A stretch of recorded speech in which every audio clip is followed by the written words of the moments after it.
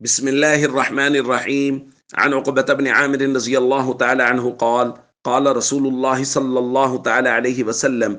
وأعدوا لهم ما استطعتم من قوة،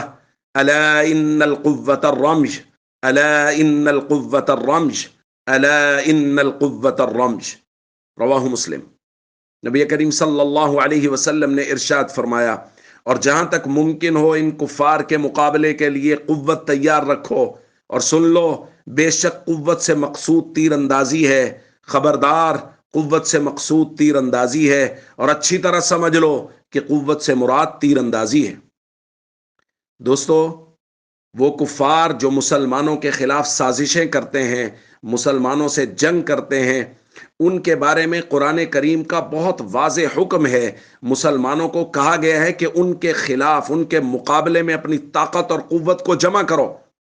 اور نبی کریم صلی اللہ علیہ وسلم نے طاقت اور قوت کو جمع کرنے کا مطلب بیان کیا ہے۔ حضور نے فرمایا، ہر دور کے آلات حرب کی واقفیت وہ طاقت اور قوت ہے، یعنی ہر دور میں جنگی آلات جو استعمال ہو رہے ہیں، مسلمان نوجوانوں کو، حکومتوں کو نہ صرف ان سے باخبر ہونا چاہیے، بلکہ مسلمان نوجوانوں اور مسلمان حکومتوں کو ان کا تربیت یافتہ ہونا چاہیے۔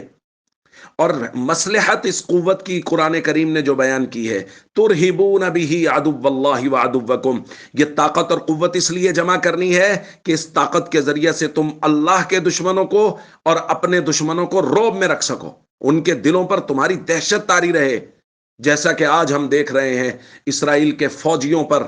ہمارے حماس کے مسلمان نوجوانوں کی، ہمارے مجاہدین کی دہشت طاری ہے، اور ہم ان کی دہشت کو ان کے چہروں سے محسوس کر سکتے ہیں، ان کے رونے سے محسوس کر سکتے ہیں، ان کے لگے ہوئے پیمپروں سے محسوس کر سکتے ہیں کہ مسلمان کی طاقت کتنی مضبوط ہے، مسلمان کا ایمان کتنا مضبوط ہے۔ کیونکہ کفر جب بھی لڑتا ہے وہ اسباب کے سہارے لڑتا ہے، اور مومن جب بھی لڑتا ہے وہ ایمان کے سہارے لڑتا ہے۔ اسی لیے تو اقبال نے کہا تھا، کافر ہو تو شمشیر پہ کرتا ہے بھروسہ، مومن ہو تو بے تیغ بھی لڑتا ہے سپاہی۔ ان مجاہدین نے یہ ثابت کر دیا کہ اگر مسلمان طاقت اور قوت کو لے کر جمع ہو جائیں تو دنیا کی کوئی طاقت ان کا مقابلہ نہیں کر سکتے۔